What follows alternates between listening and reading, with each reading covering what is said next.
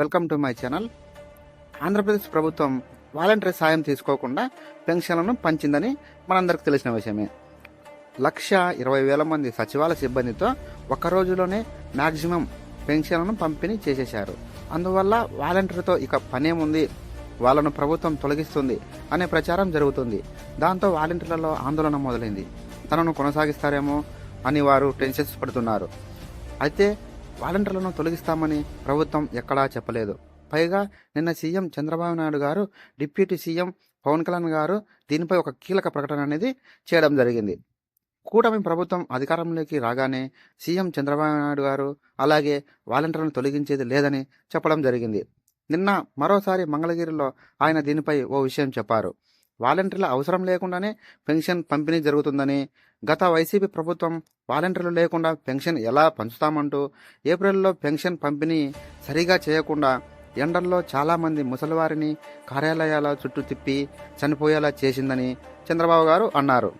అందుకే వాలంటీర్లు లేకపోయినా పెన్షన్ పంచవచ్చు అని నిరూపించుకోనికే తాము ఒక్క రోజులో పెన్షన్ పంపిణీ చేపట్టామని చంద్రబాబు నాయుడు గారు చెప్పారు. ఈ క్రమంలో ఆయన ఓ ఆసక్తికరమైన వ్యాఖ్యాన్ని చేయడం జరిగింది. వాలంటీర్లు అవసరం ఉంటే వారి సాయం కూడా తీసుకోమని సచివాలయ ఉద్యోగులకు చెప్పినట్టు చంద్రబాబు తెలిపారు. వాలంటీర్లను తొలగించే ఉద్దేశమే ఉంటే వారి సాయం తీసుకోమని ఆయన చెప్పరు కదా. అంటే వాలంటీర్లను తొలగించే ఉద్దేశం ప్రభుత్వానికి లేదని పూర్తిగా స్పష్టమవుతుంది.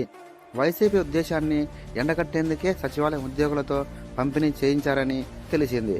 మరైతే వాలంటీర్లను ఏం చేస్తారు, వారిని ఎలాంటి పనులకు ఉపయోగిస్తారు?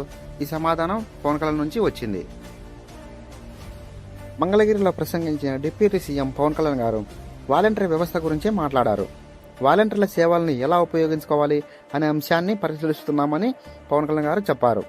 వారిని క్రమంగా వివిధ శాఖల్లో కింది స్థాయి ఉద్యోగులుగా మార్చే అంశాన్ని పరిశీలిస్తున్నామని అన్నారు. తద్వారా వారిని కూడా ప్రభుత్వంలో భాగం చేయాలనుకున్నట్లు తెలిపారు. ఏ శాఖలో ఎక్కడెక్కడ ఎలాంటి అవసరాలు ఉన్నాయో చూస్తున్నామని అన్నారు. తద్వారా త్వరలోనే వాలంటీర్లను వివిధ శాఖల్లోకి తీసుకునే అవకాశాలు కనిపిస్తున్నాయి. తద్వారా వారిని ప్రభుత్వ ఉద్యోగులుగా మార్చే ఆలోచన సర్కారుకు ఉన్నట్లు కనిపిస్తుంది. వైసీపీ తరహాలో వాలంటీర్ల సేవల్ని పొందేందుకు కూటమి ప్రభుత్వం సిద్ధంగా లేదని స్పష్టమవుతుంది. అలా చేస్తే వైసీపీ తాము తెచ్చిన వాలంటీర్లపై ప్రభుత్వం ఆధారపడుతుందని అనేక అవకాశాలు ఉన్నాయి.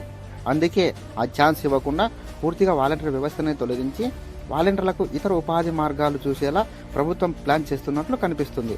అదే సమయంలో వారికి ఇవ్వాల్సిన 10,000 రూపాయలు కూడా తప్పకుండా ఇచ్చేలా ప్లాన్ రెడీ చేస్తున్నట్లు తెలుస్తుంది. ఈ విషయాన్ని పవన్ కళ్యాణ్ కూడా నిన్న చెప్పారు.